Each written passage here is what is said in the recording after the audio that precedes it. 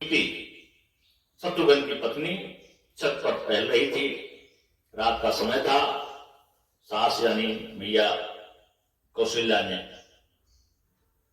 महारानी थी, इनको आवाज आई। इन्होंने पता लगवाया कौन है। पता लगा आपकी छोटी बहू है।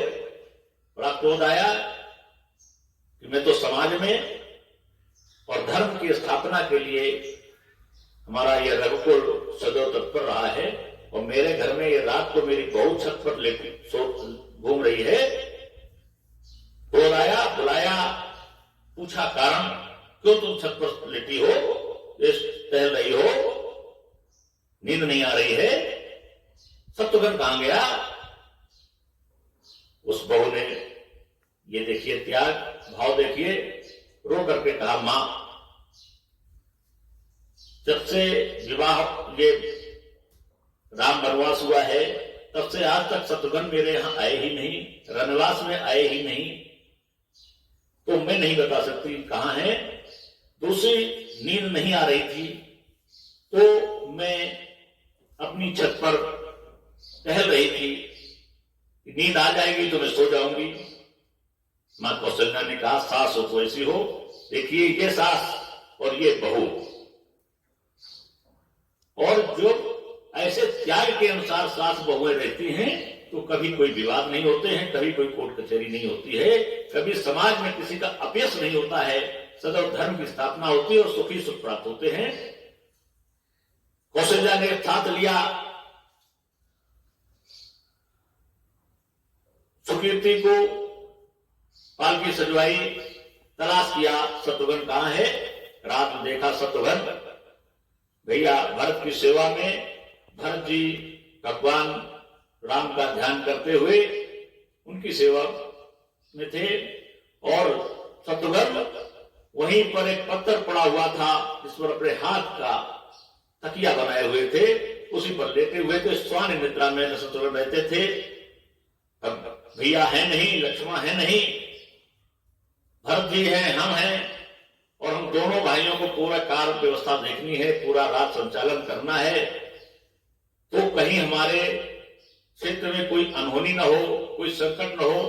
तो स्वान निद्रा में सोते थे। जैसे ही हाथ आया और जागे, देखा मां पालकी से, मां, बड़ा कष्ट हुआ हमारे शत्रुघ्न को। दौड़ करके पैर पकड़े, मां इतनी रात को क्या बात हो गई? अनहोनी की शंका की लक्ष्मण शत्रुघ्न ने। बोली, अरे हमको सूचना करा दी होती, मैं वही चलाता, क्या बात हो गई, कैसे इतनी रात को आप आ गई? कौशल्या ने कहा, रे शत्रुघ्न, जिसका बेटा न 14 वर्ष होने को हो, बेटा घर न पहुंचा हो, और ये उसकी पत्नी ने बताया, तो पता लगाना तो मेरा फर्ज है, और तुम आज तक रनवास नहीं गए। शत्रुघ्न का मैया कैसे जाता? मेरे 2 भाई भाभी वन में कष्ट में जीवन यापन कर रही है। भैया मेरे भगवान राम की तपस्या में लगे हुए खड़ाओं को सिंहासन पर रख दिया है। उनकी सुरक्षा व्यवस्था में हम सब तैयार रहते हैं, तो मैं रनवास में कैसे चला जाता? मैं भी तो वही अंग हूं, मैं भी परिवार का अंग हूं। ऐसा स्नेह प्यार भाइयों का, उस परिवार का, उस पत्नी का, सास बहू का, देखें कितना बड़ा त्याग है। ये हमारी रामायण ही सिखाती है, कोई और ग्रंथ नहीं सिखाता है। श्रीमद् भागवत में तो 70 पुराण का निचोड़ लिखा हुआ है। सारे पुराणों को पढ़ने से एक सार निकलता है कृष्ण में। श्रीमद् भागवत को पढ़ना या सुनना, समझिए आपको साक्षात कृष्ण के दर्शन करना है, कृष्ण की प्राप्ति करनी है। ऐसी भगवत चर्चा ये हमारी रामायण में हमारे बाबा तुलसीदास ने सिखाई और लिखी। सशिशोवक पोषक समुझे, जग जस अप जस दीन। ये जो 2 प्रकार के हमारे ब्रह्मा की सृष्टि में पखवाड़े बने, तो एक पखवाड़ा शुक्ल पक्ष बना जो दिन का उजाला करता है, जिसमें चंद्रमा काफी समय तक रहता है, और एक पखवाड़ा कृष्ण पक्ष बना जिसमें चंद्रमा धीरे धीरे घटता रहता है। तो जो अंधेरा पाप होता है उसको दुख में, कष्ट में माना गया, तो वो जेना पाप होता उसको सुख में माना गया। तो जस और अबजस ये संसार में प्राणियों ने अपने हिसाब से बना रखा है। बाकी बाबा तुलसीदास जी ने के कथानक से ये स्पष्ट है, सम प्रकाश तम पाक दुई, उन्होंने समभाव से बनाया है, जोड़े के अनुसार संसार की प्रगत उत्पत्ति की है। इसलिए सुख और दुख, पाप पुण्य, रात दिन, इन सबका समावेश है। इनके संसर्ग से ही, इनके एक दूसरे के पूरक होने से ही फलों की प्राप्ति होती है। इसलिए ऐसा संसार बनाया गया है। तो उन्होंने कोई भेद नहीं किया, इसकी आवश्यकता थी ही। जैसे अपने शरीर की संरचना हुई, अब कोई कहे कि सिर का महत्व ज्यादा है, आंखों का महत्व कम है, उसके नीचे हाथ पैर का महत्व बिल्कुल कम है, पैर में तो बिल्कुल कम है। जैसे कई बार ऐसे प्रसंग आए जिनमें तरह तरह से व्याख्याएं की हमारे मानस में, क्योंकि समय के अनुसार चलना है, आधे घंटा का समय है। जग लखई सुलक्षण लोग, आज है 2 नंबर 7 का, बहुत बढ़िया इसका वर्णन है। ग्रह भेषज जल पवन पट, पाय कुजोग सुजोग, होय कुवस्तु सुवस्तु जग, लखई सुलक्षण लोग। ग्रह औषध जल वायु और वस्त्र, ये सभी कुसंग और सुसंग पाकर संसार में बुरे और भले पदार्थ हो जाते हैं। चतुर और विचारशील पुरुष ही इस बात को जान पाते हैं। इसलिए इन्होंने दुष्टों की और सज्जनों की वंदना की, गुणों को और अवगुणों को बताया, ताकि व्यक्ति ये समझ ले संसार में कौन से गुण ग्रहण करने चाहिए, कौन से अवगुणों का त्याग करना चाहिए। जब गुण और अवगुण का लोगों को पता ही नहीं होगा, भान ही नहीं होगा, ज्ञान ही नहीं होगा, तो कौन अच्छा है कौन बुरा है, इसको त्याग कैसे करेंगे। इसलिए हमारे तुलसीदास बाबा जी ने दुष्टों की भी वंदना की, सज्जनों की वंदना की, और गुण और दोष दोनों बताए। अवगुण क्या है उसका क्या परिणाम है, और गुण क्या है उसका क्या परिणाम है, ये बताया। और बहुत बढ़िया एक छोटी सी बात है, बहुत ही अद्भुत प्रसंग है कि नौदावती में बताया गया है, प्रथम भगत संतन कर संगा, दूसर रत मम कथा प्रसंगा। जो संतों की संगति करता है वो प्रथम प्रकार के कोट का भक्त होता है, और जो भगवान के चरित्रों को सुनता है दूसरे प्रकार का भक्त होता है। गुरु पद पंकज सेवा, जो बड़ों का सम्मान करता है, शिष्टाचार करता है, वो तीसरे प्रकार का भक्त होता है। चौथी भगत मम गुण गनय, करे कपट तज गान, जो हमारे गुणानुवादों की चर्चा करता है, निष्कपट होकर के हमारे गुणों को गाता है, कहता है, सुनता है, वो चौथे प्रकार का भक्त होता है। मंत्र जाप मम दृढ़ विश्वासा, ये भगवान राम ने कहा है शिव जी को, जिसमें नौदा भक्ति सुनाई है, जो हमारे मंत्रों का जाप करता है वो 5वें प्रकार का भक्त होता है। और छठ दम शीले वीरत बहु कर्मा, निरत निरंतर सज्जन धर्मा। 6वें प्रकार का भक्त वो होता है जो हर छत द्वेष से दूर रहता है और शील स्वभाव का होता है, सज्जनों के कार्य में लगा रहता है, सज्जनता बनाए रखता है। सातव सम मोहिमय जग देखा, 7वें प्रकार का भक्त वो होता है जो सारे संसार को हम में देखता है, यानी प्रभु में देखता है, भगवान में देखता है। और इस नौदा भक्त का जो ज्ञान कराया हमारे भगवान राम ने, प्रभु राम ने जो नौदा भक्ति का ज्ञान कराया, उसमें बताया कि मोते अधिक संत कर लेखा, जो हम इससे भी बढ़कर के संतों को, लेख को संतों ने जो लिख रखा है उसको महत्व देता है, वो 7वें प्रकार का भक्त होता है। 8 जथा लाभ संतोषा, सपन्य हूं नहीं देख पर दोषा। 8वें प्रकार का भक्त बताया जो कभी भी किसी के दोषों को नहीं देखता है, दूसरों के दोषों को नहीं देखता है, उसे 8वें प्रकार का भक्त बताया है। 9वां भक्त बताया है जो बिल्कुल सब सरल होता है, सब किसी से मतलब नहीं रखता है। नव में सरल सब छलहीना, और मम भरोस ही हरस न दीना। जो केवल हम पर विश्वास करता है, किसी दूसरे पर नहीं करता है, प्रभु पर विश्वास करता है, वो प्रभु के अनुसार प्रभु के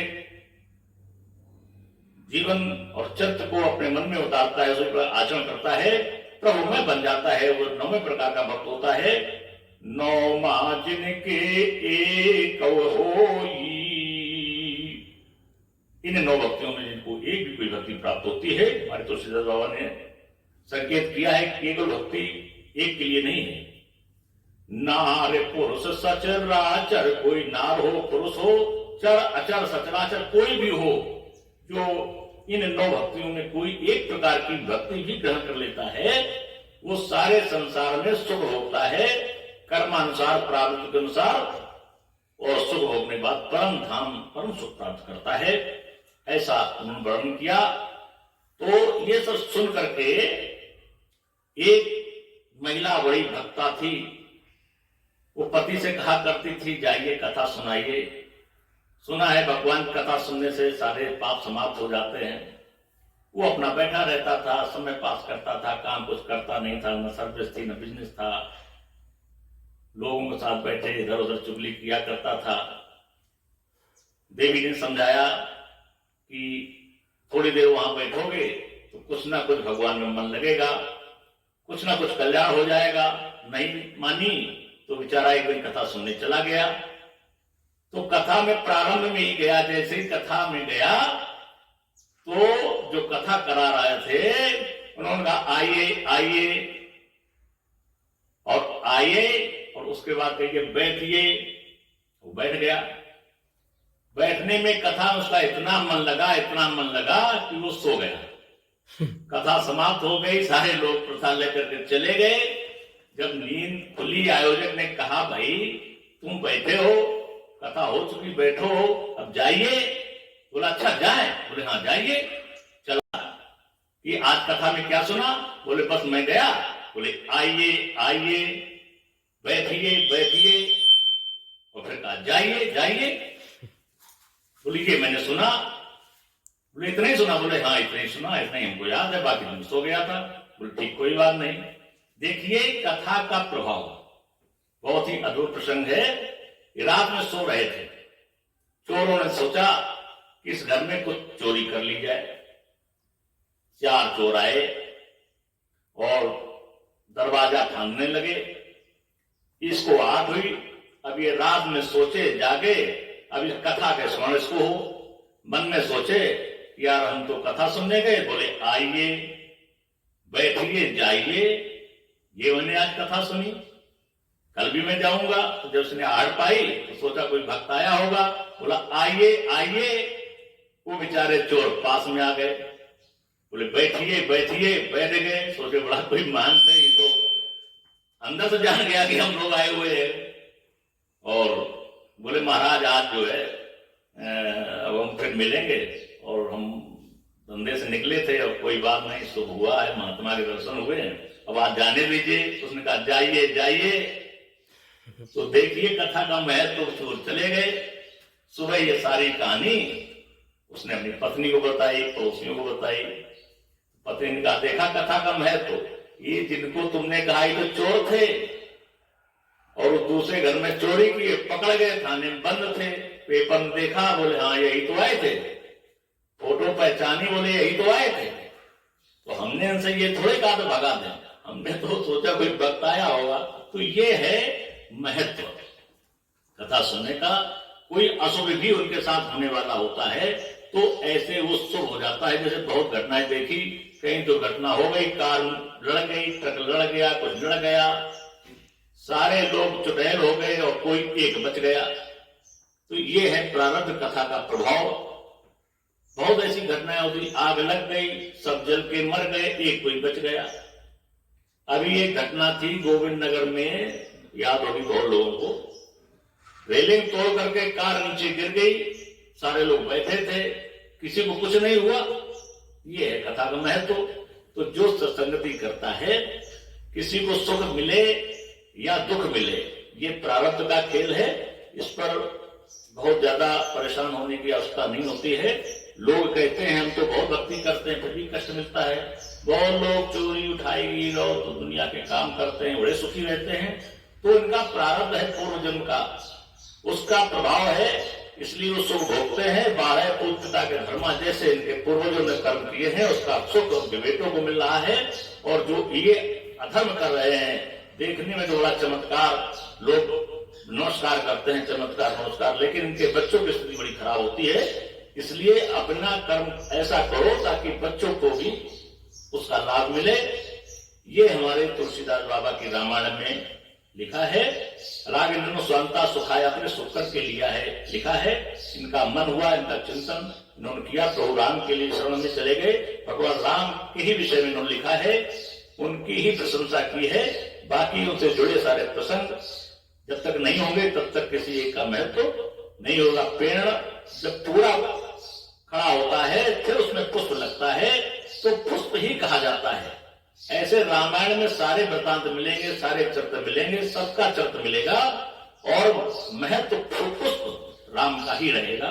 इसलिए राम में बनना है। दूसरा दोहा हमारे तुलसीदास बाबा ने लिखा है, सम प्रकाश मई